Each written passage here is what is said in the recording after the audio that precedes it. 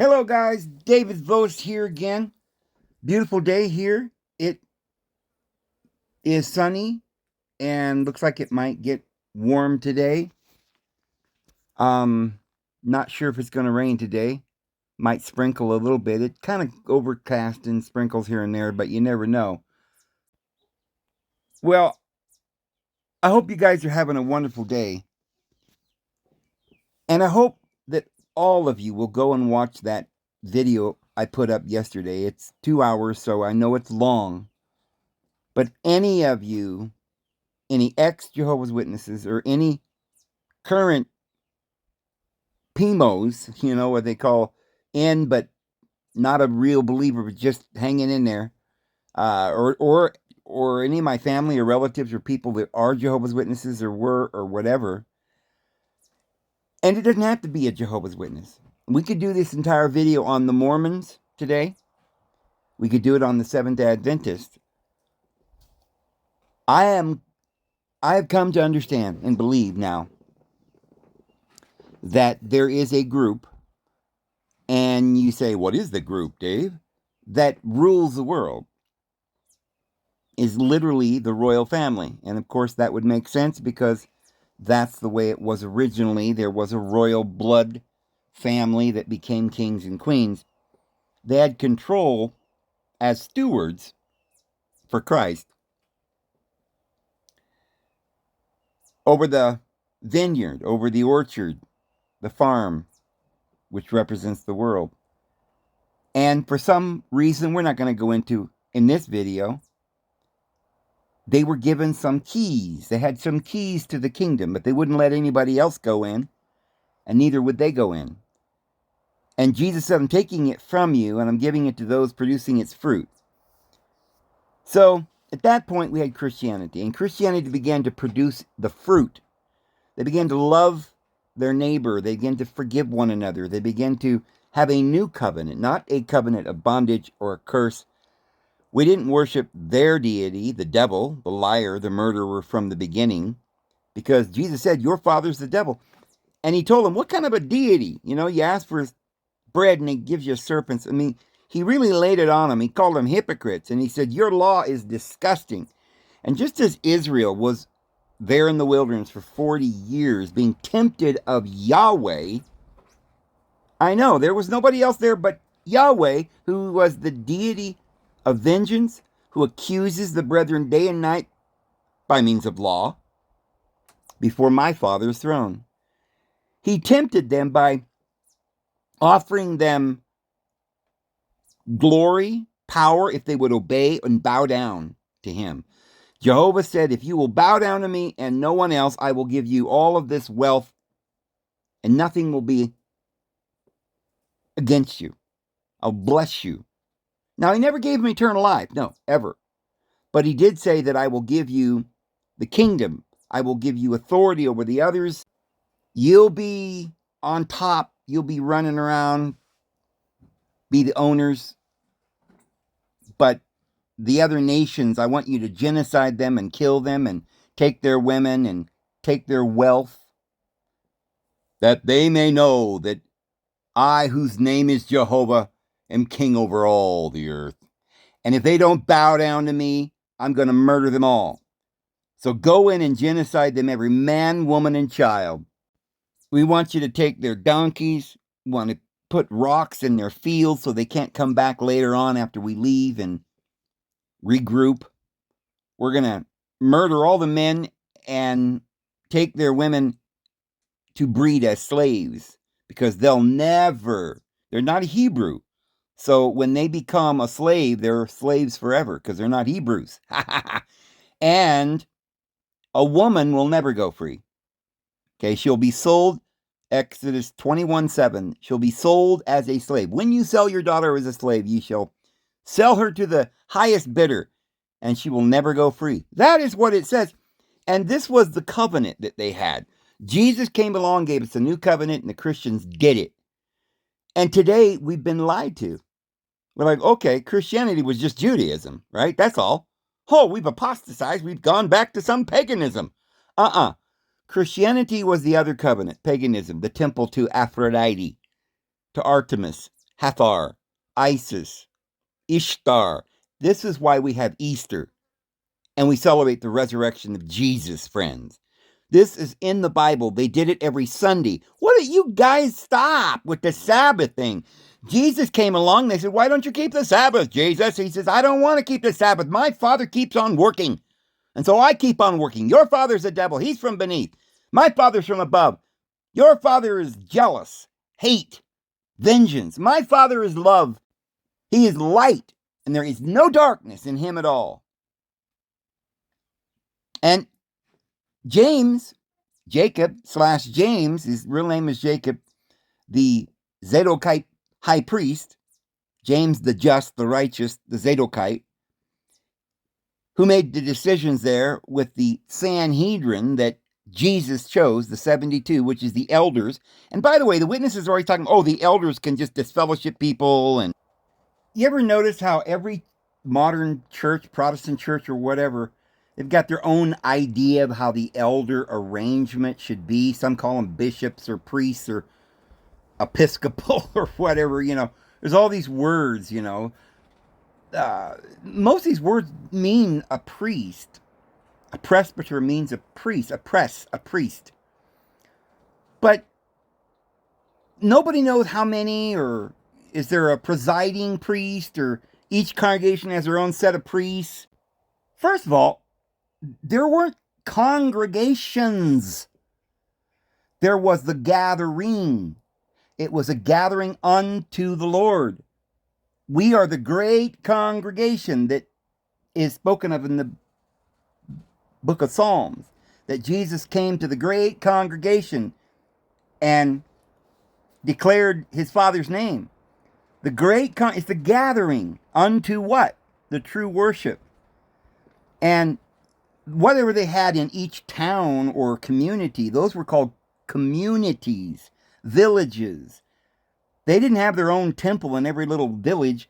They all met because they were all gathering to the same truths and getting out of Babylon and sharing with one another in villages and communities. But there were temples in certain locations that they went to. And many of them, the Essenes, was at the temple at Artemis. And so the Sanhedrin was located somewhere. It wasn't like in your congregation, in the back room, under the table in the closet. Elders or whatever's just going on.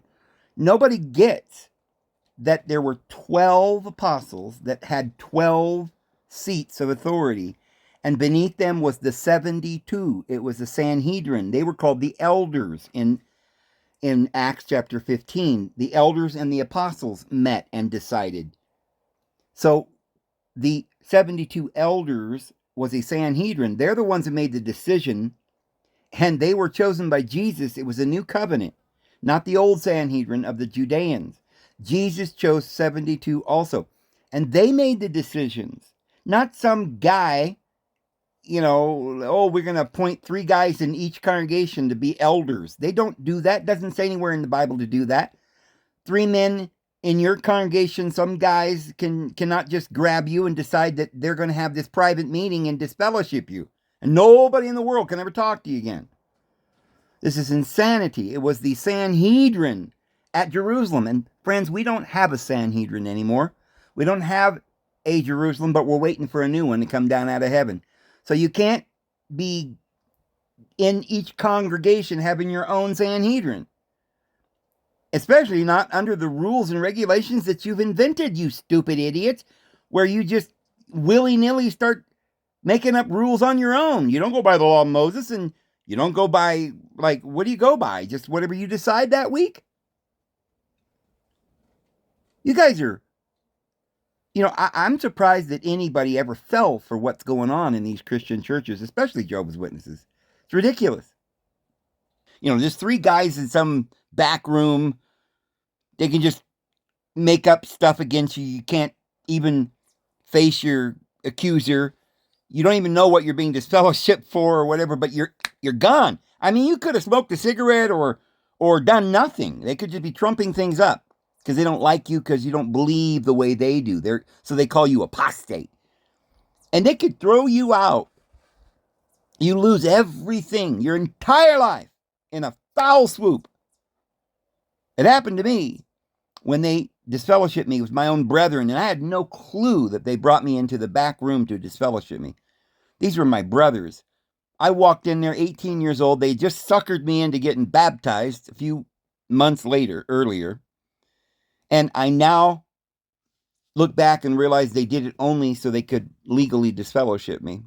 Once you're baptized, I guess you make some kind of an agreement. Now they can just, literally tell your family, you can't speak to him anymore. So they murdered my mother, is what they did. And they murdered me. And they murdered my family. And they have no remorse. And you have to ask yourselves, what kind of a people? You ask for bread, they give you serpents. What kind of a people would lead you out in the desert and tempt you? Well, it happened to Jesus. He was tempted in the desert for 40 days by the devil. He said, get down and worship me, and I'll give you all this in the whole world. Well, that's really weird, because that's what Yahweh did up on his mountain. He told him, get down and worship me. These are my first 3 commandments. Will you do it or not? Bow down to me, no one else, or I'll kill you. Worship me, to make no idols of nobody else, or I'll kill you. Don't speak of any other deity. I'm jealous. You bow down to me, or I'll kill you. Those are the first 3 commandments. The 4th one is you must be a slave for 6 days. And on the 7th day, you get to go to the temple where you learn all these instructions so you can keep my law and learn that you're going to die, because I will not pardon your sins under the 3rd and the 4th generation or lifetime. So Jesus warned, and the Apostle Paul and the other apostles said, listen, don't go back to the law like a dog to its vomit.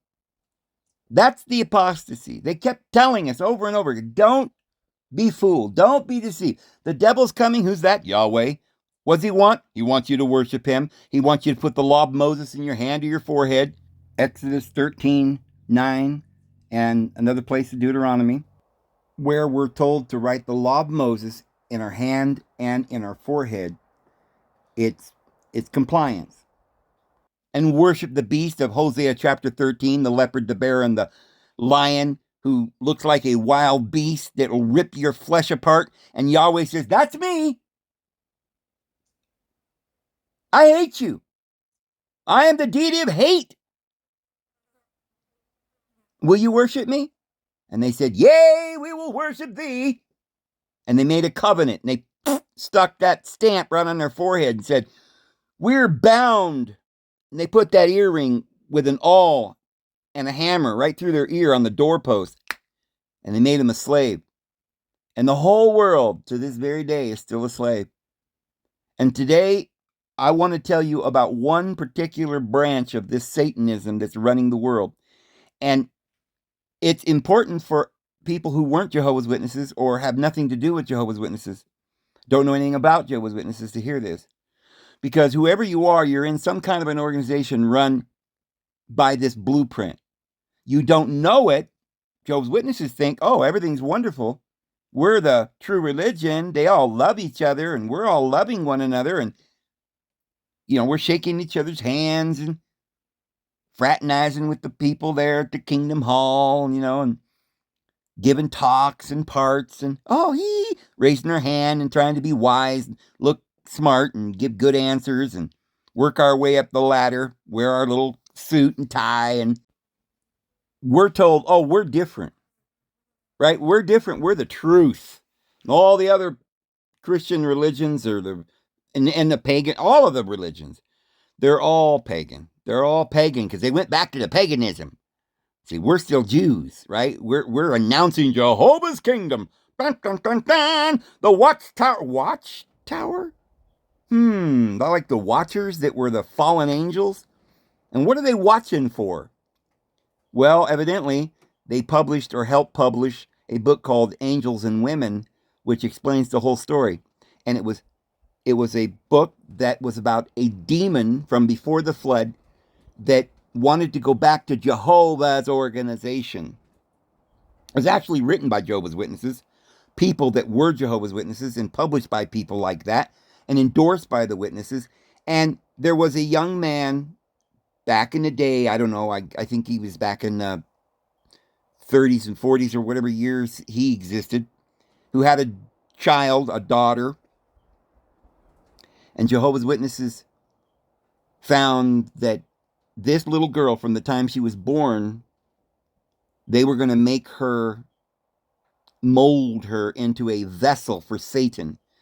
And she was, I guess, born in 1962, she says. We saw the video yesterday. And she, at least once a week, and many times more than that, just whenever they needed her or they had to ask her a question, she even got messages from some demon. She claims it was a demon that when the elders wanted to know if this person should be disfellowshipped, they asked her, and she said, yeah, the devil says disfellowship him. And so they did what she said. She ran the organization.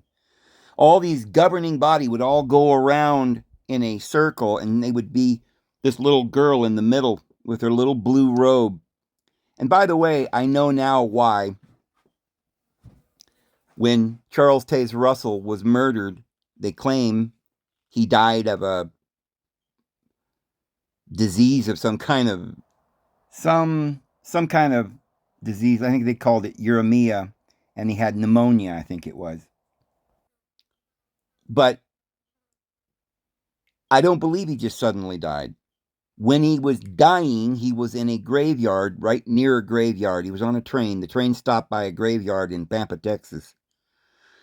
And I'm told, and I don't have the evidence for this. It's been scrubbed off the internet. I don't know where to find it. But I was told in another place that I was looking a long time ago that they stopped the train and he went into the graveyard. And this was August 31st, Halloween night.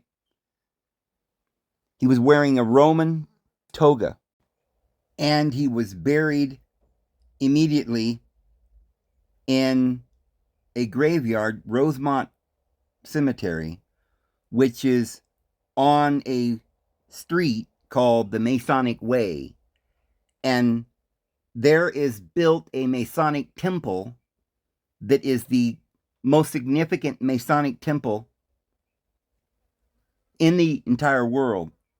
Many Masonic bodies around the world meet there. It's a world Masonic center. And the graveyard there on Masonic Way has all of these very powerful Masons buried there from, the turn of the century or whatever. And there, as you drive along the road beside the cemetery, right in the middle is the highest and the largest tombstone, if you want to call it that. It's a great pyramid. Is Charles Taze Russell's grave, a monument. They always make monuments like that to these great men. Like George Washington got the Washington Monument there in Washington, D.C. And Abraham Lincoln has this temple of Jupiter, basically. And instead of Jupiter sitting there on the portico, there is Lincoln in his temple. And people go and do homage to Lincoln and Washington at these monuments. And there are other grand monuments to great people, most of them in the past in Egypt and stuff. But here in America, some of the greatest are these I've mentioned. Ellen White has a obelisk on her grave. Charles Taze Russell has a huge temple, a pyramid.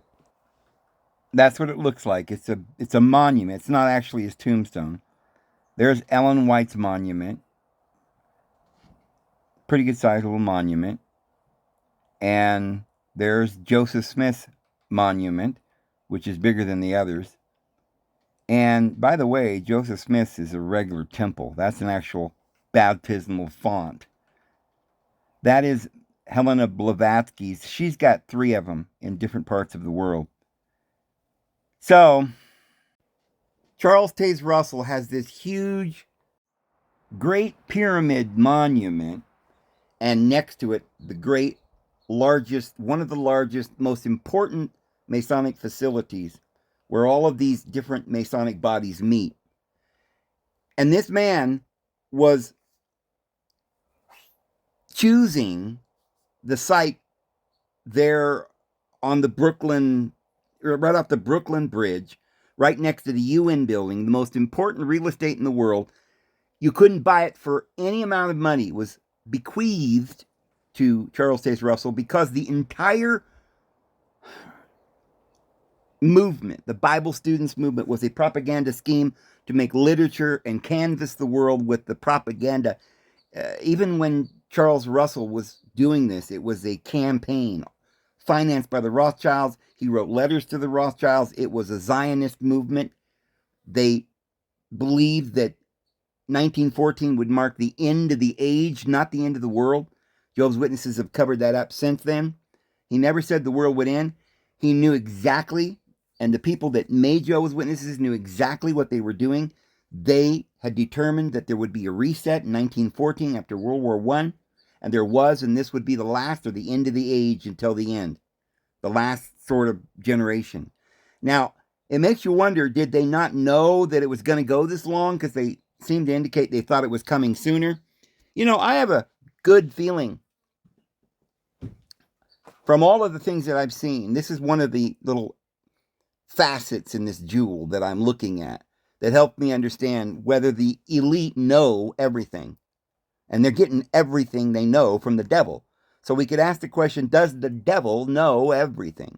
Well, no, he's not the Lord, right? He's just a person that was one of the children of the Elohim that fell.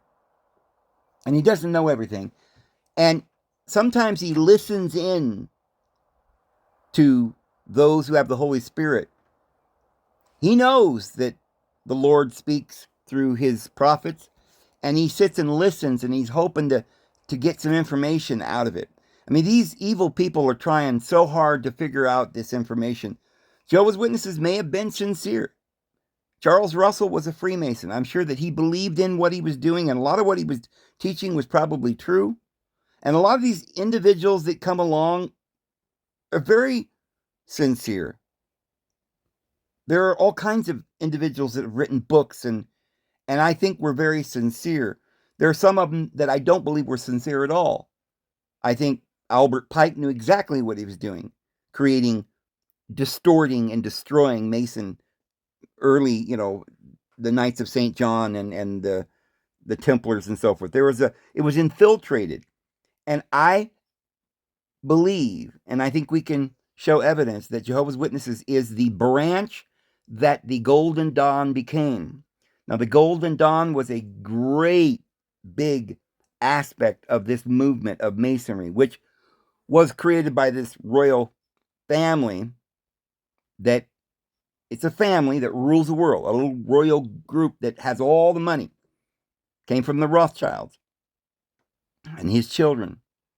And they're in places of power and authority all over the world. And they created, around about this time, they began to create certain modern religions, all of which serve the purpose of this family and the devil's designs to deceive the world, to get us back to the law of Moses, in anticipation of their push to bring this Zionism and establish their New World Order and AI and all that they're going to do. So the Golden Dawn, that's one of their publications. And then the magazine, The Awake, was originally the Golden Age.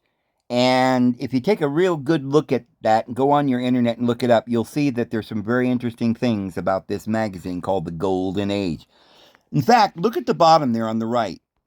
It says the New World Beginning. Well, most of you probably remember the Jehovah's Witnesses today have published the New World Bible. It's very close to the New World Order or the Golden Age or the New Age, right? They're the New Age. See, these same people started the New Age movement, the Golden Dawn movement, right? Different groups, different strokes for different folks, but it's all coming from the Illuminati. It was a hoax. They were designing the whole thing. And so the new world order that we're experiencing was prepared because of these religious movements that prepared your minds for it, deceived you, and got you away from the truth and freedom and love. And now you're all wanting to go back to law and order. Oh, buddy, give us some law and order and bring judgment to the world. But take a look at this one. This is not the golden age of Jehovah's Witnesses. This is the herald of the golden age. Another magazine being published at the very same time by another Arcane Society mystery school. And yeah, Golden Dawn, Golden Age, they had all kind of way to say it, but it came from the Golden Dawn, the Golden Age, the Rosary Cross. Now, I'm going to show you something that blow your literal mind. There's the herald of the Golden Age. That is not the Watchtower Golden Age magazine that then got to be named Awake. However, it is related to them. Notice in the background of the Golden Age, there's a sun with the rays coming up. Okay? You probably saw the picture of the Golden Age that the witnesses used, and it also had the sun and the rays of the sun. And in one issue, it was red rays, which is why our flag has the red stripes. It's the dawn's early light. And this is also why they called it the millennial dawn. This one has the sun rays with the red, and it's called the Golden Age, but it's not Jehovah's Witnesses. It's not the other herald that we looked at, but it's still the Golden Age. And this was, if you look at this, is the Guru Maharaji, right? This is some other group, but all of them were following the exact same cues, symbols, illustrations, and holy esoteric understandings. And they were all being created and financed by the same group. But this is the Golden Age of Jehovah's Witnesses, their magazine that they ended up calling the Awake. Now, let's zoom in on it and notice that there's a man standing there naked, I guess with a staff, and those sun rays, you see the sun, the little white circle globe coming up there in the right bottom corner, and up out of that sun is the sun rays. The Golden Age with the same symbolism, and this is Jehovah's Witnesses magazine called the Golden Age. And look what they say underneath the rising sun. It says, Germany under domination of Satan, Plainfield citizens object, the abundant metal, poisoning by aspirin, notes of the news and purpose of all creation. This is February 27th, 1935. And that is the Golden Age with the same symbolism, which shows you that Charles Taze Russell was being financed by the same people that all these other organizations were financed from, and it had to do with the great Illuminati or the Golden Age. But right beside it, there's the herald of the Golden Age, which says, see, it has the same sunshine in the background on the right. And the one that the witnesses use has a little, I don't know if it's a woman or a man, but it's naked and he's got a staff. The one that the herald of the Golden Age has a young person, but he's got a dress on. I don't know if it's a girl or boy, but he's got some, instead of a staff, he or she is holding like a fern or some kind of vegetation. And yeah, but there again is the New World Order or the New World Beginning. They had this planned. That's why these organizations exist. And they're run and they're being run by the devil and these seances. They brought Satan up and they were using little girls and channeling little girls like Raven Giuliani that channeled Satan's message. And I remember sitting there when I was a kid reading the Daniel book that this young girl channeled from Satan. And I remember reading it and my father expounding on it and teaching people about 1914 and everything that she was talking about and that Satan, channeled through her about Daniel 11 and chapter 12. Pretty crazy. There's one organization that broke off from the Witness called the Millennial Dawn, and their magazine was called the Golden Age, but this is a sister magazine, and I want you to see this. 1910, and it says, Reuben Swinburne Clymer, 1878-1966, describes the journal as the greatest and only real humanitarian magazine published. The Initiates, 1/3, June 1908, and S.C. Gould's Arcane Societies in the United States. Arcane Societies. One of these arcane societies was Jehovah's Witnesses, friends. Remember, Charles Russell had Barber and other, financiers and helpers. He co-owned the magazine before, and it developed into what it is now. He came out of an Advent movement, you've heard that, but he also came out of this Freemason movement and the society. That's why they call it the Watchtower Society. They were arcane societies in the United States. And it says it's the organ of the Order of the Golden Age, which among the other things advocated vegetarianism, Clymer always seeking to manufacture a coherent worldwide hierarchy of initiates, and to people the slots in the various hierarchies of 3, 5, 7, and 15 elevated beard. Remember Russell with his big beard? Whose Order of the Golden Age seems to have limited its aims to vegetarianism and hygienic living. Remember the Adventists are all about this vegetarian and hygienic, living.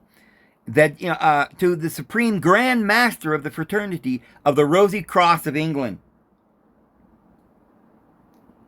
Do you understand? You get what I'm laying down here? The Golden Age, they didn't name it that coincidentally and put a sun with rays coming up over the horizon and also name their corporations the Millennial Dawn. They had a book called the Millennial Dawn. It's the dawn of the Golden Age. I think you know what I'm laying down here. So it's all related. So for those of you who weren't Jehovah's Witnesses, please stay tuned and listen carefully, because this is not just how the Jehovah's Witnesses are evil and channeled the devil and did all these terrible things. Shocking all by itself. It's captivating. It's so important to understand what Jehovah's Witnesses are. This experiment on mankind, this delusion. But I want you to understand that it's only one of the many delusions and programs and operations that they have been going on and using. Brigham Young, just like Albert Pike, who took over Masonry, Brigham Young took over Mormonism. Joseph Smith was a true prophet. He did not believe in polygamy, refused to be a polygamist. They literally put him in jail for it, accused him of things he didn't do, and murdered him in cold blood, and he prophesied of his death. Brigham Young was behind, he and a group of individuals were behind the murder, and they had already been polygamists and were trying to bring it in, but Joseph Smith wouldn't allow them. And so they were jealous of Joseph Smith and his being loved by the people. He had raised a man who was dead for 4 days. There are affidavits. There is absolute proof. And as far as I know, no other man that's ever lived in history other than the Lord Jesus and some of the prophets in ancient days. I have never known any record of anyone raising the dead except for Joseph Smith. He healed 2,000 people on the Susquehanna River. He prophesied many things, all of which have come true. A lot of them they don't even want you to know about, because in one case he prophesied that Brigham Young would lead the Mormon people, many of them, not all of them, not very many of them went. Most of them stayed in Missouri and Illinois. and were later murdered there. And that whole town that Joseph Smith's wife and his kids were living in, they burned down and ran her out and burned down the Nauvoo temple. I believe they may have been the ones that burned down Chicago, because many of them, there were thousands of them. The largest city in Illinois, or in the west of the United States, was Nauvoo, Illinois. It was built by Joseph Smith, and there were 70,000 people there. It was a very big city at that time, and only about, I think 16,000 people went to Salt Lake.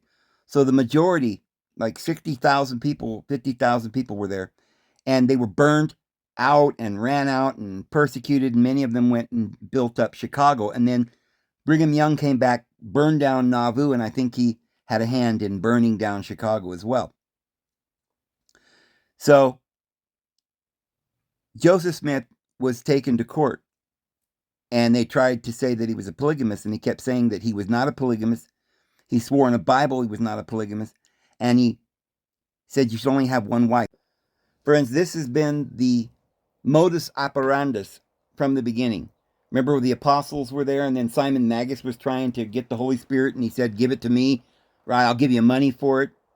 Peter says, your heart is full of vile. You have no part in this. When Joseph Smith was truly prophesying and building the kingdom and teaching love and goodness and the united way, he called it, or having all things common. And there was no Masonic anything in that. Their endowments in the temple that Joseph Smith built had nothing to do with Masonry. That started after he died. He was declared a 33-degree Mason the day after he died. They just made him an honorary Mason, after he died. But Joseph Smith, while he may have been a Mason, because he was initiated into the original Knights of St. John, the Templar. We don't know if they were originally called Templars at all. But at some point, the Illuminati infiltrated them, ran them out of France. This is the various waves of persecution: the Waldensian persecution, the Albigensian persecution, the Spanish Inquisition, and the Huguenots that came over to America. And with Washington, my family, the Voses, were Huguenots. They were fleeing from France. They went to England, then they came to America. And all these Huguenots came to build a new Jerusalem, and they were pilgrims, and they loved Jesus. And they certainly had these ancient teachings that were handed down from Mary Magdalene. But the Illuminati infiltrated. So at the time of Joseph Smith and Charles Russell, there were lots of individuals that were learning and being initiated. Joseph Smith was initiated. Many of the people that came from France were all initiated because they were all lineal descendants of the order or the priesthood being handed down from John the Prester, who was told to take care of Mary. And they went to Marseille, France, and that's where the 72 went. It's in history. It's in the Apocrypha. And Mary and Martha and Lazarus, who'd been raised from the dead, and John, they went there. And they established 7 cities: Septimania and the Languedoc. And the Holy Roman Empire had all these persecutions and drove them out. And so the descendants of Mary Magdalene and Jesus, from Sarah and a young boy named Joseph, came down, and they grew and prospered, and they were persecuted and sent all over the world. And the book of Hosea says he'll send them everywhere like seed, and they'll grow up, and where it was said, you're not my children, there shall be the children of the living deity. So it's all been planned that through persecution, the truth would go to the ends of the earth. It's all been prophesied. But in the latter days, the good people came. The Huguenots came. They made Washington, Jefferson, these guys. They named everything at Montpelier and Monticello, all after places from France. And the original government here in America was all about being from the French original government of Mary Magdalene and Jesus Christ there in the Languedoc, because the capital of this area was Montpellier.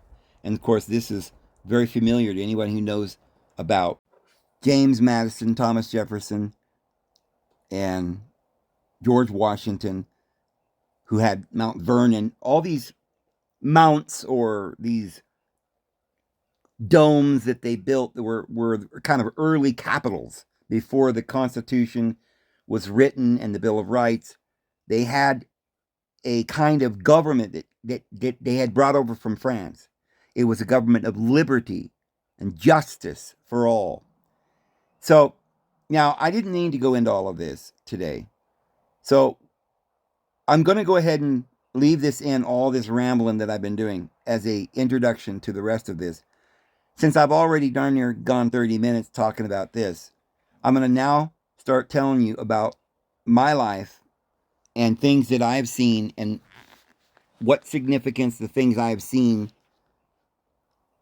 what significance it is in understanding what's going on. Hope I said that right. But we need to understand what's going on, why these religions, because you can get lost. I mean, years ago, we were like, okay, so these are good guys that just suddenly are doing these crazy demonic things, or why I used to wonder, why would these people who supposedly loved me, were my brothers, why would they throw me out and stomp on me and hate me? Why would my father not speak to me for 30 years? I couldn't grasp it for years. And I've been praying to understand why these men would do such things. You say, yeah, well, it's their religion. But why would they have come to these beliefs? What's driving this organization? Why are people so brainwashed by it? Well, I'm going to tell you some stories of how I was born and became a Jehovah's Witness and was raised from the time I was born, third generation Jehovah's Witness. My grandmother was a Jehovah's Witness, my parents, and then me. And at the age of 18 was disfellowshipped. I'm going to tell you the story of how it started. This whole thing started with me when I was 10, and how I saw an angel and what the angel told me about my dad. And then I'm going to share with you how I can reconcile that and know that I saw an angel and I didn't see a demon, when I am showing you that there were individuals, like somebody said in the comments yesterday, this is interesting what you showed us about this little girl being a channel for the devil and her connections to the governing body and all of these things, and her father and herself being one of the anointed, what, as they call it, who partakes of the wine and bread at what they call the memorial of his death. And it's a great black mass that they've been holding for thousands each year. It's gone to 20 million people coming and observing this memorial now every year around Passover. And it's a black mass. They don't allow anyone to partake of the body and blood of Christ except a group of individuals. And I learned something from Raven Giuliani, I think is her name, that was interviewed, and I put that video up yesterday. But she said that the rituals that they had there under the Brooklyn Watchtower headquarters, in these tunnels underground, were set up just like the Catholic Church, sort of like church or mass, but everything was backwards. And I thought that was interesting because it started to really make sense to me, because I've been saying that if you look at the Illuminati, we're not going to call them Masons. They're Illuminati. They've been infiltrated, the Masons. I don't know. I'm not tied to the word Mason or Templar. We have no clue whether those, I mean, certainly they're not names that were attached to. A Mason means somebody who's building a temple. If you're a spiritual temple builder, that's an appropriate word. These symbols that are in Masonry go back to these true esoteric teachings, goes back to the mystery school. So I'm not opposed to any of these symbols. The problem is when the Illuminati came in to the Knights of St. John, which is what they were originally called, they made other organizations, one of which was the Golden Dawn. As you've seen, the witnesses are very steeped in this idea of Golden Dawn and the dawn of the millennial dawn, and they've got books written. And there's one branch of Jehovah's Witnesses today that's called the Millennial Dawn. Their magazine that you have that you get today that's called the Awake originally was called something like the Golden Dawn or the Millennial Dawn or something like it's very. I mean, you can see the names, the Watchtower. You can see Zionism announcing Jehovah's kingdom. You can see the symbolisms of the temple and the pyramid on their literature. And you can see that they use symbols like the Watchtower or, a lighthouse, which is a symbol that goes back to Alexandria in Egypt, which represented the holy priesthood. Symbolism that Charles Taze Russell was using with the outstretched wings of Ra and it almost looks like the phoenix, and the cross and crown that was used by also the Christian Science organization, which again, I love Mary Baker Eddy, who started Christian Science. And regardless of who or what she was trying to do, the book that she wrote, Science and Health by Mary Baker Eddy, is one of the most important documents ever written. And I always say this, I recommend that everybody, for whoever you are, go out and get that book. It's a small book. And if you've never read it, it will change your life, especially if you don't know or have never understood or grasped what this divine being is and what Christianity is. But we're really going to dig deep in the next couple of hours in this video and the next video that we'll probably do tomorrow, because I've got a lot to say about the things I saw in this organization and how it relates to other organizations. So these symbolisms are not evil. They go back to the Great Pyramid. As we said, Isaiah 19:19. That is the true temple of the Lord, as it says in Isaiah 19:19, there at the Great Pyramid of Giza, where they, to this day, have the empty tomb, where Lazarus, or Osiris, died and rose again, raised up by his wife, Isis. And I hear some people saying, oh, she wasn't a virgin. Well, it's a story about a woman who didn't have physical sex with a husband who was physically alive. But through some miracle, like Sarah who was barren, these stories are telling an esoteric truth. Isis watched her husband die. And that may also be where we get the idea of a widow and raising up the widow's son. But she finds the phallic symbol, and through some miracle, she gives birth to her son Horus. And yeah, people have seen the connection that Horus has with Jesus, in that he has 3 wise men at his birth. Yeah, look up in the sky. You see the star Sirius underneath these 3 stars that we would call the constellation Orion.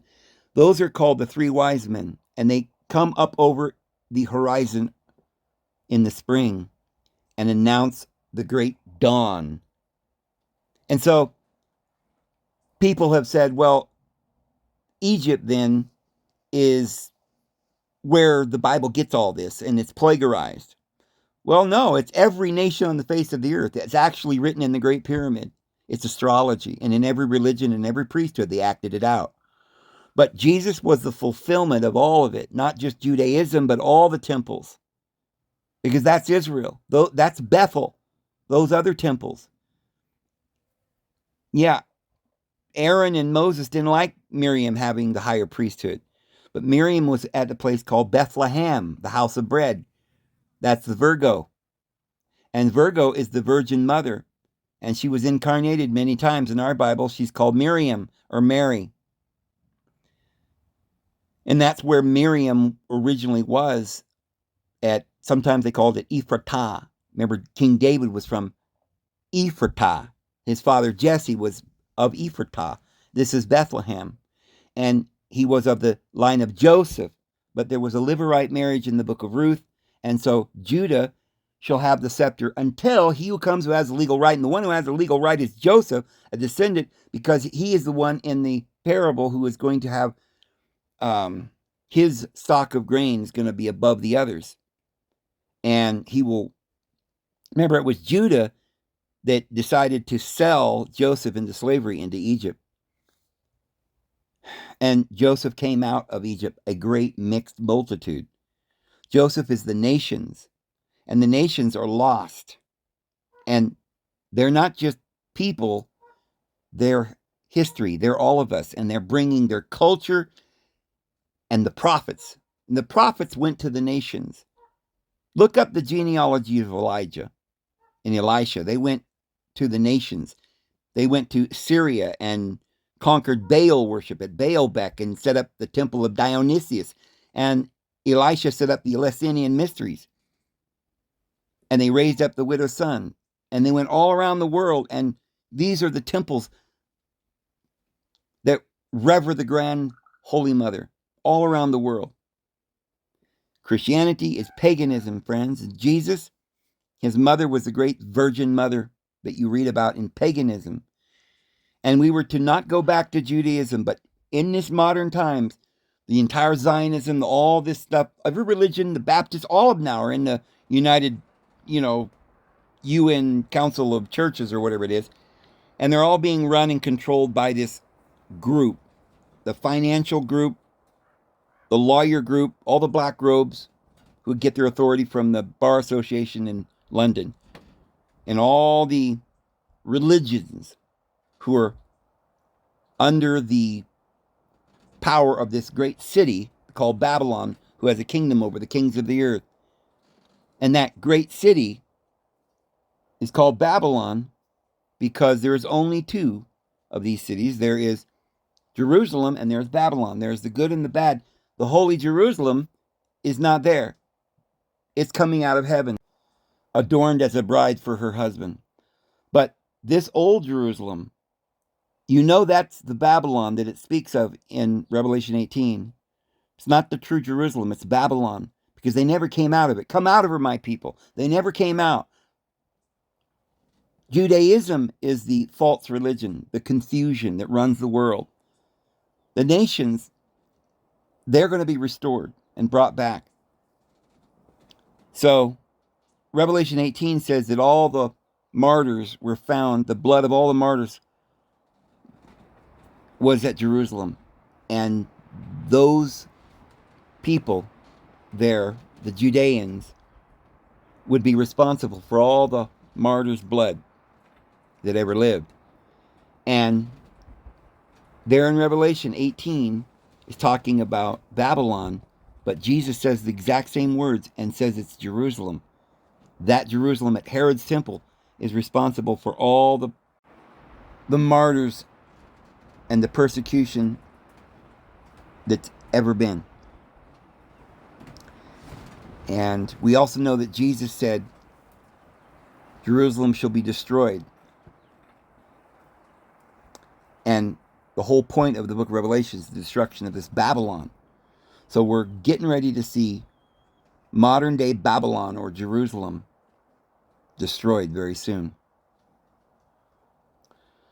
So I was born in 1961,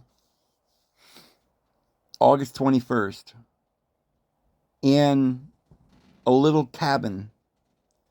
And I must say here that everything I say about my life or anything that I say about Jehovah's Witnesses or anything is what I've come to understand. And anything I say about my life, especially things I've heard about my life when I was born and when I was a toddler or whatever, I don't necessarily have any memories. This is what I was told by people, my brothers, growing up, what I'd learned, what I heard when I would sit as a child and listen to people talk. This is as I remember it, as I understand it. Now, if any of my family hears this story about our life and thinks that I've spoke or I'm telling the story wrong or something, remember a lot of what happened to all of us, you're going to interpret it through your own lens.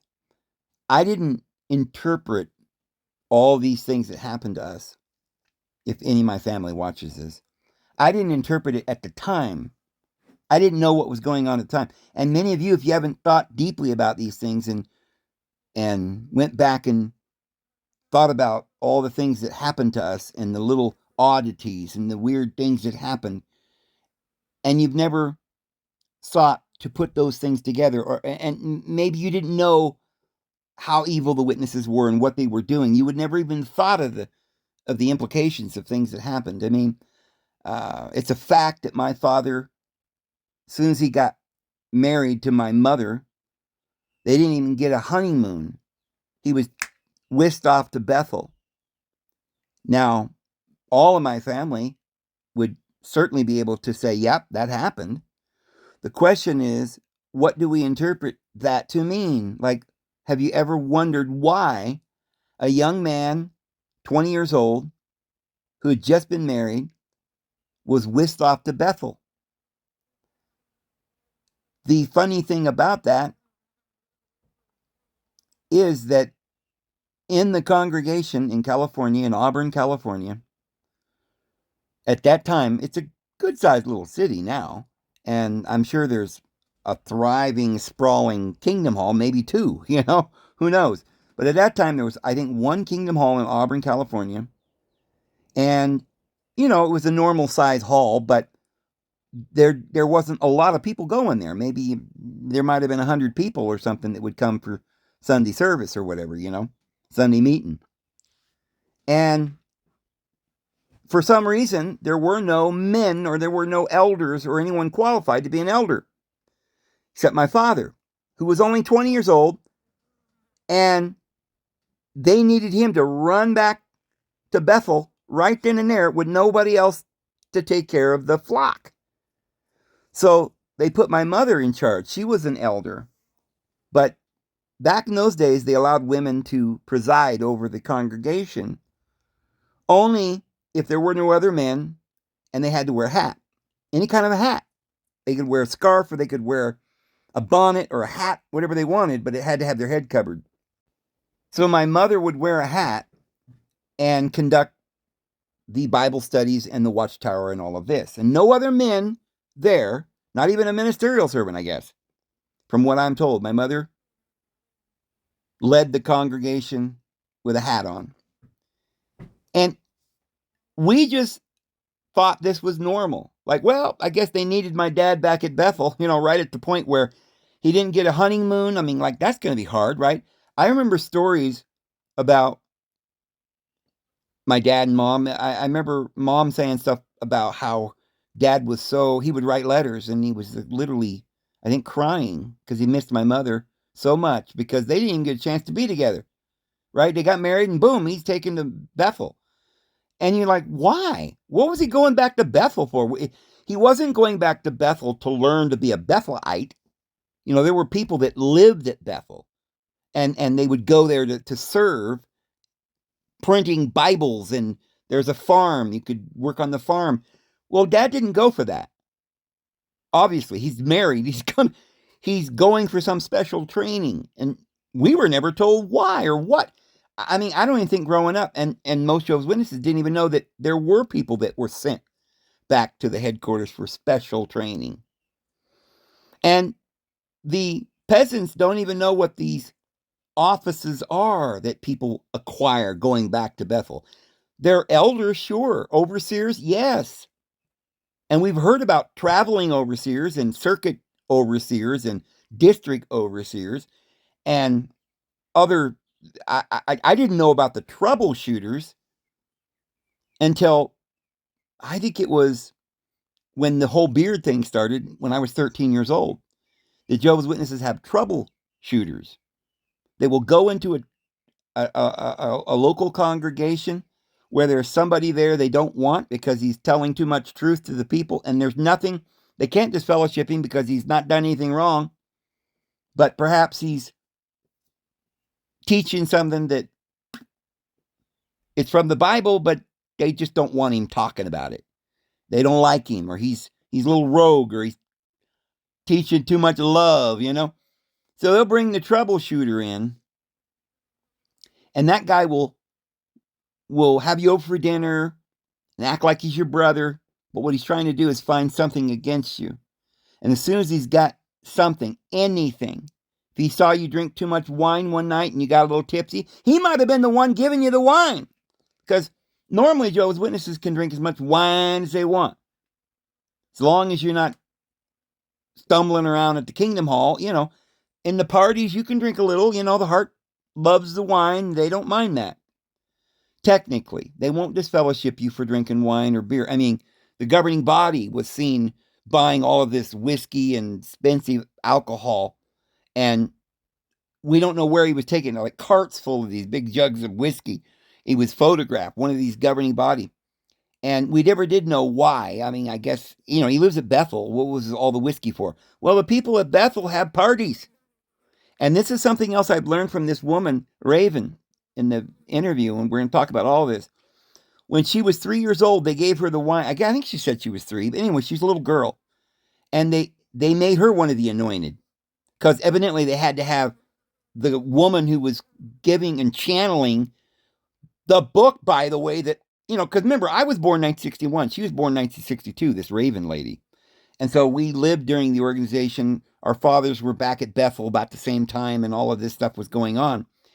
And she was saying that when the brothers would go into these secret rooms, they would have these secret meetings where they would drink wine. And they had incense. And I didn't know about the incense. What kind of incense? Maybe it puts you to sleep. Maybe it's a drug. Maybe it induces some kind of, hypnotism. I don't know what they're doing back there, but they got these rituals, which earlier I started to say was done in a manner that was backwards to the original Christian way they would have Mass. And I'm not even saying that the original Christian way, as we're told that the Catholics are doing it, is the correct way or anything. But the reason why the occult or the Illuminati group that has infiltrated the esoteric mystery schools that today we call the Masons, they are now turning everything upside down. So they'll flash the pyramid. They'll use both hands to make a pyramid with their fingers, and they turned it upside down. They'll wear upside down crosses. The Pope's even got a throne with an upside down cross and some kind of twisted serpent behind him. And look, many of these symbols are legitimate. They're in astrology, and like at the bottom of the wheel, got Capricorn, and sometimes they'll combine certain aspects of astrology and put them into a symbol, and there's where you get Baphomet. Nobody seems to know what Baphomet is. Well, he's got male and female qualities. He's got the goat head of Capricorn. He's got the wings of the eagle. He's got the body of a man, like the Aquarian man. And he's got the horns of the bull, Taurus. So, and hooves like a bull. It might even look like a goat, but it is the combination of those 4 fixed signs of astrology. But the aspect that they're accentuating there with the goat head is the bottom of the wheel, or Satan. And so, yes, it's about astrology, but they're accentuating the dark side, the bottom of the wheel, the deity of vengeance who reigns at the bottom of the wheel. So, because they don't know or understand the esoteric wisdom, they don't realize, maybe some of them do, but I think the devil knows, and the demons know, and they shudder. And they know that Jesus is coming. And when Jesus came the first time, they said, "Have you come to torment us before our time?" Well, yeah, the torment is where the spirits of the lower order go down and go through the bottom of the wheel in the darkness, evolving through the animal kingdom.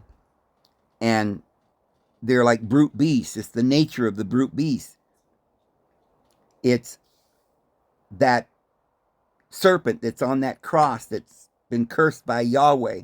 He's dying and they're nailing him to the cross because we've got to raise that body up and give it wings again. So yes, all of this astrology, for those who understand it, it's not frightening. And a lot of these individuals will use the term Lucifer, and you notice that Albert Pike used it a lot. You'll see Jehovah's Witnesses did.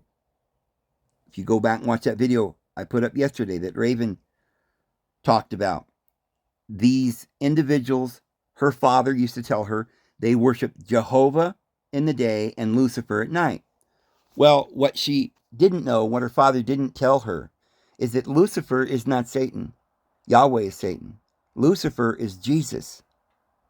And that's because they don't know that Isaiah 14 is about Yahweh in his wrath and in his vengeance, saying he's going to send Jesus to hell. The one who wants to make himself like the Most High, that's Jesus, who said, I will not bow down to you, Yahweh. And this is Yahweh and Jesus, the I am. They're both I ams. I am vengeance, I am hate, I am jealous. And Jesus is I am the way, the truth, and the life. They're brothers, the darkness and the light. And I know a lot of Christians don't understand this. And they say, oh, that's paganism. You're worse than the witnesses, Dave. What are you, a necromancer too? No. I'm going to explain the difference between what they're doing and what Christians did at Pentecost. And some of you said, well, Dave, you went out and saw an angel, so therefore maybe what, is going on with you is demonism too. Friends, as Christians, the Apostle Paul said we need to discern between the spirits. If you can't discern between the spirits, well, what about these witnesses? They tried to discern. They're sincere. I'll tell you the reasons, and I'll tell you the difference.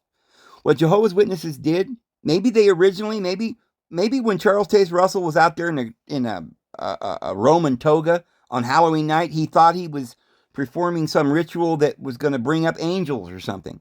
Maybe he was sincere. But here's the thing. You must be very careful when you start messing around, opening doors and doing things that you don't know. As long as your heart is pure and you are seeking the Lord and his truth and nothing but the truth, you will have no worries. The devil cannot touch you. No matter what you do, when you pray in the name of Jesus with a pure heart, no demon can touch you ever. Do you understand this? We are protected because our heart only seeks what is true. And what you ask, you shall receive. The problem is people who are lured by power and greed, and they're not sincere. They haven't gotten rid of all the devils and made their temple a place for the Holy Spirit. The Holy Spirit's the holy mind. And if you don't know what it is, then you shouldn't be messing with it. The Holy Spirit is love, goodness, kindness, gentleness, and self-control. It's the fruit of the tree of life. And when these Jehovah's Witnesses go into some dark room and do these things, but they're not willing to tell people what they're doing. And they got one hand, like Raven Giuliani's dad, this demonic leader of Jehovah's Witnesses that was doing these rituals that she talked about in her video yesterday. He said to her, you can't let your left hand know what your right hand's doing. And he was interpreting it. Maybe he thought it was the right interpretation, but he should have known better. That's talking about not allowing your conscious mind to know what your spiritual intent is. Don't reason. Don't sit and think. Have faith and believe, right? But they wanted her to believe that you could be doing bad things on one hand and good things in the other.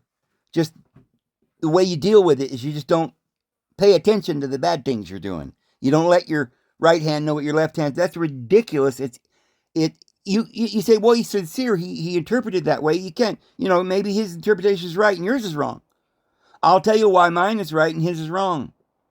Because he's a liar. He didn't tell the congregation, those brothers, I won't call them brothers, Frederick Franz and Swingle and Henschel and Knorr and all of these presidents of the Watchtower Bible and Tract Society, governing body, which is a Masonic term, by the way. That's why they meet in halls. They were lying to all of us.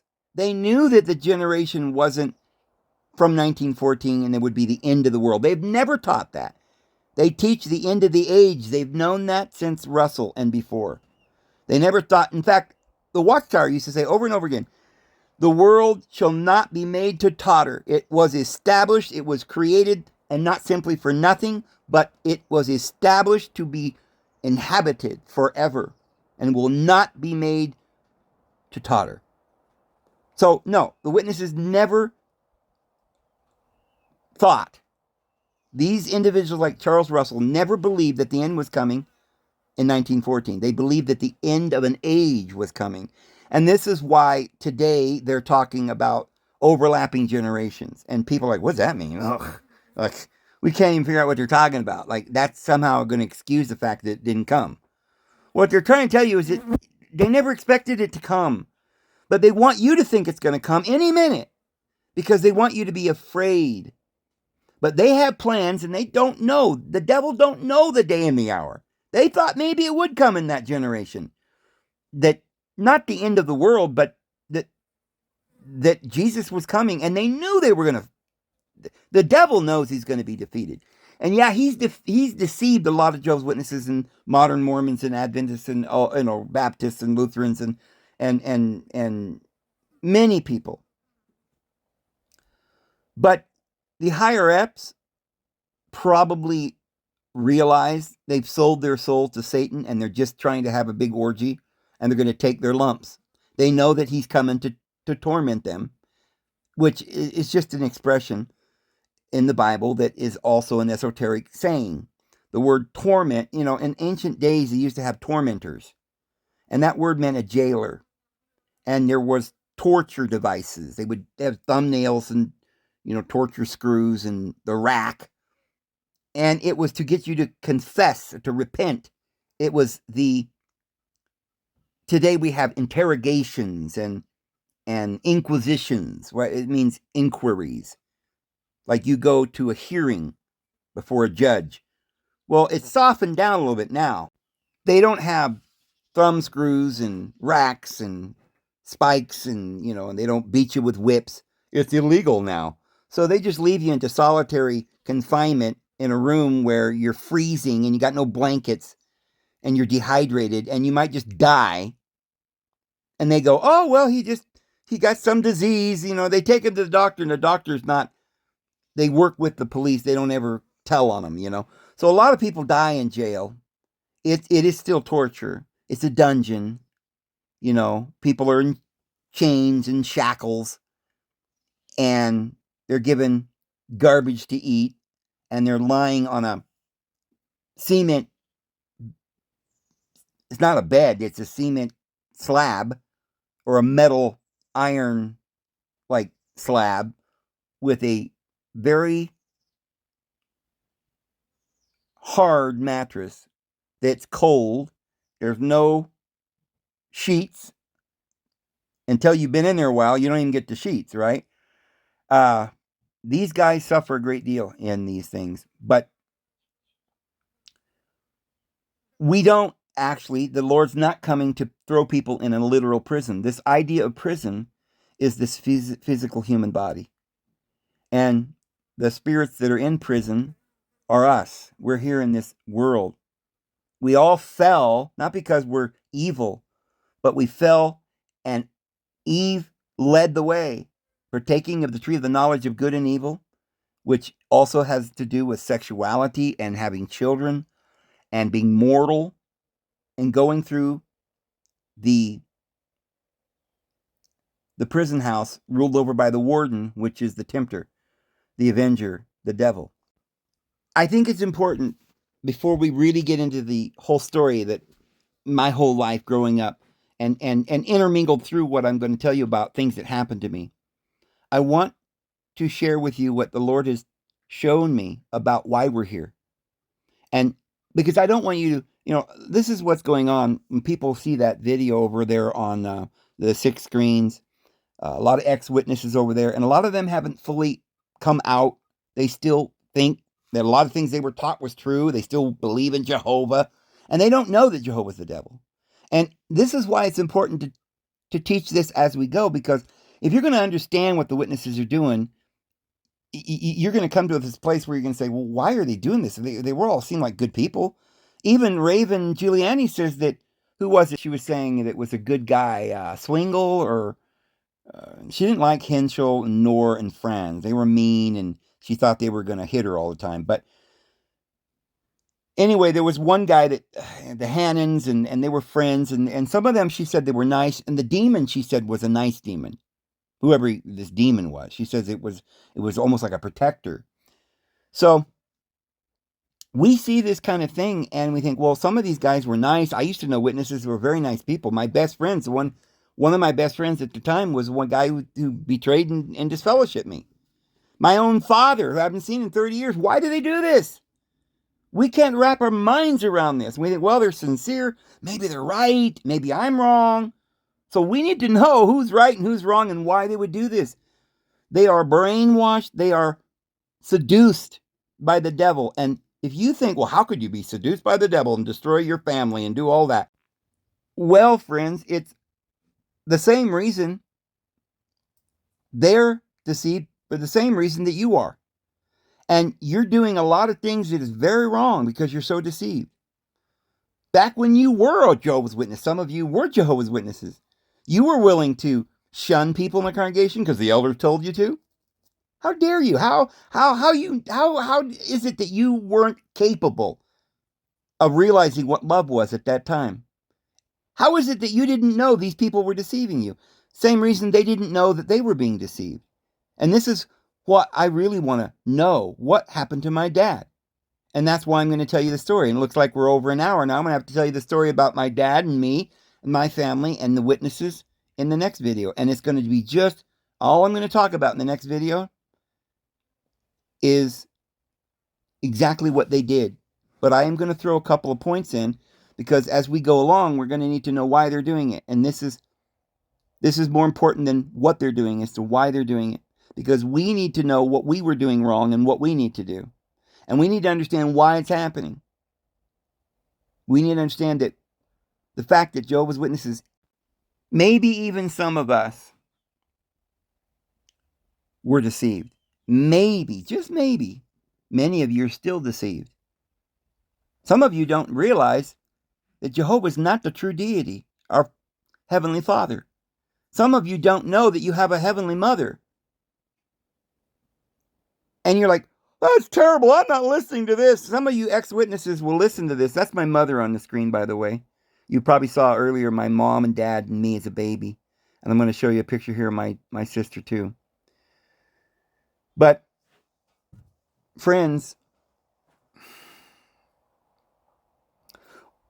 the deception goes so deep. You've got to know how deep it goes and to understand what's going on with these people. They don't realize that our Heavenly Father doesn't lie to anyone. And you can't, with one hand, do evil and another hand do right and think you're doing the right thing. You cannot ever come to a place where you cannot love your own children. And if anybody ever tells you to shun your own children, you know that's a demon. They're possessed of Satan, and maybe they don't even know it.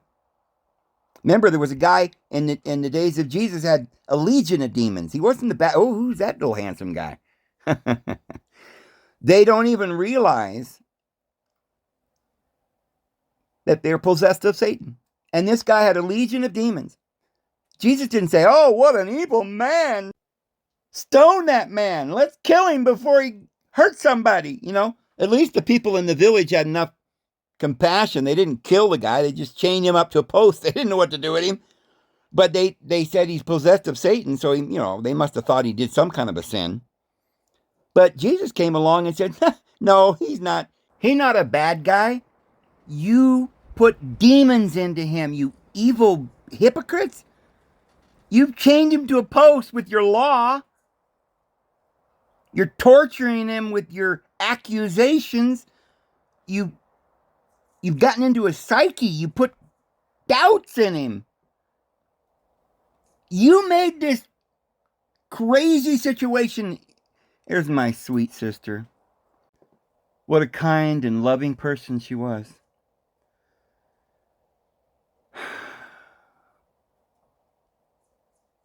Well, I'll tell you the story about my sister tomorrow, but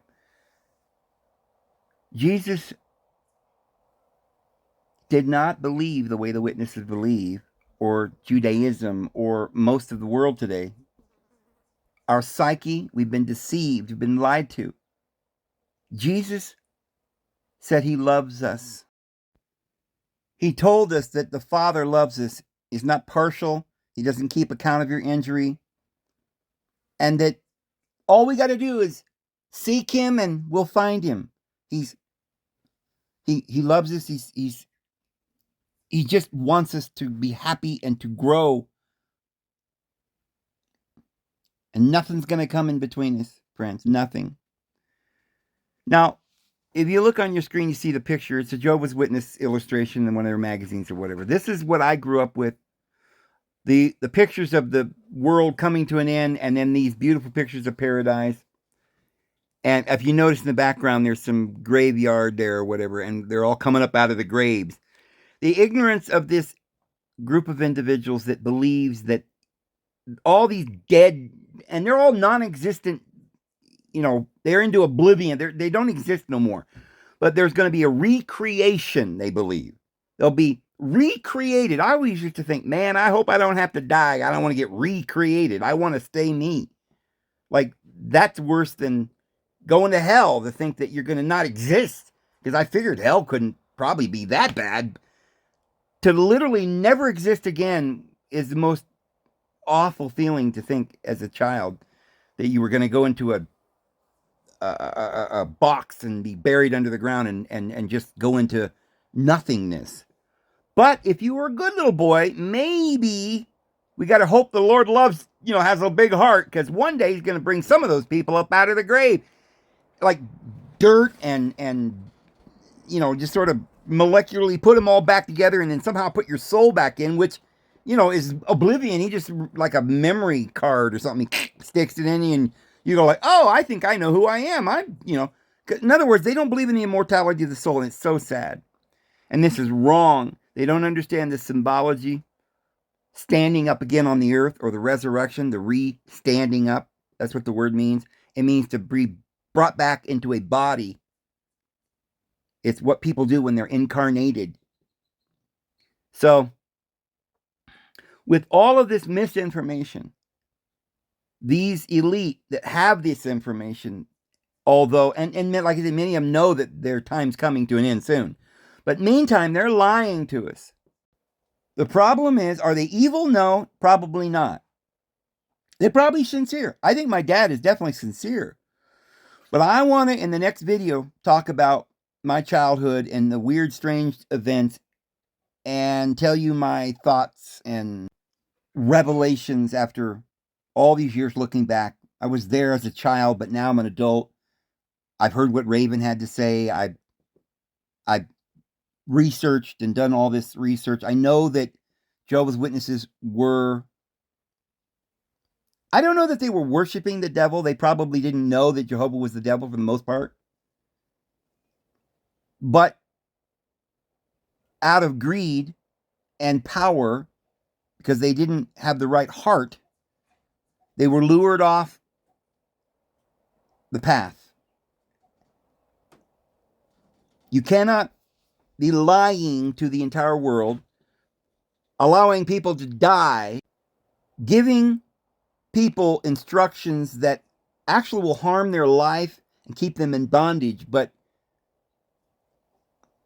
these little worker bees for the devil should know better, but they're deceived in their heart. They're lured by the fear of being alone or missing out on eternal life, and they're deceived by the hypnotism of the mesmerists, the false prophets, and the liars. Are they evil? No. They're children. And they need our help. And now we've got to grow up a little bit. We've got to understand why they did what they did, have mercy on their soul, and try to save them and snatch them out of the fire. Because all of the children of this earth are our brothers and sisters, including a lot of arrogant little brat children that have grown up thinking they know something and can't even realize that they're hurting people. And yeah, you'd think they'd be able to figure out that you can't tell the Jehovah's Witnesses not to do these things and then go out and do them yourself in a dark room and under a, in a basement somewhere. They should be able to realize this. But what we're going to get into tomorrow, probably, one aspect of what we're going to talk about tomorrow is, was my father involved in any of this? And is there any way I can know? Because obviously he's never told me. But I will tell you about some things that I was suspicious about growing up, and a lot of the things that's happened, and how as soon as he came back from Bethel, boom, now he was one of the anointed. And Raven said that's what they do with the ones they choose. They make them, they say, oh, you're one of the anointed now, and they encourage him to do it. My dad, I remember him telling me about some brother back there that he was like his mentor that taught him how to use journals. But maybe they weren't supposed to tell even their own children some of the things they were doing. And she mentioned the fact that even on the farm, there in the graveyard, they were doing rituals. And I remember my father saying that he spent some time there, and they gave Raven the wine and the bread, and he comes back declaring that he's now one of the anointed. And they used my dad after this training, whatever they trained him for. He comes back, and now they used him to give the major talks at the great conventions. Like I've said, my father probably spoke to more people than Billy Graham. Because back in the day when my dad was doing these big speeches at these grand conventions, these were some of the biggest conventions ever held, religious conventions ever in the world. I've already told you in another video where we were at one of these big conventions, and Brother Noor, the president of the Watchtower Bible and Tract Society, came over there and shook our hand, and Dad introduced us to him. And so it's like, we're going to dig into what's really going on and why, for the love of Pete, these individuals could even do the things that they're doing. And we're going to get to the bottom of what's really the truth. And this way, maybe we can help people that were caught in this great deception. Maybe we could snatch them out of the fire, including ex-Mormons and Adventists and Protestants of all sorts and types, and Catholics and New Agers who may have not realized that they were just being fed a bunch of fluff. They got some new truth, some new light, reincarnation and auras and twin flames. It was wonderful. But now we've got to get to the bottom of this and really understand what's going on. I'm going to go ahead and go. Tune in tomorrow for some really enlightening information that will help ex-witnesses, ex-Mormons, ex-Adventists, ex-Protestants, ex-Christians, ex-New Age, ex-whatever, or disillusioned, whoever you are. We're gonna find out the truth, and we're gonna understand this. So have a good evening, guys. The Lord loves you all. We'll see you tomorrow. Have a good one.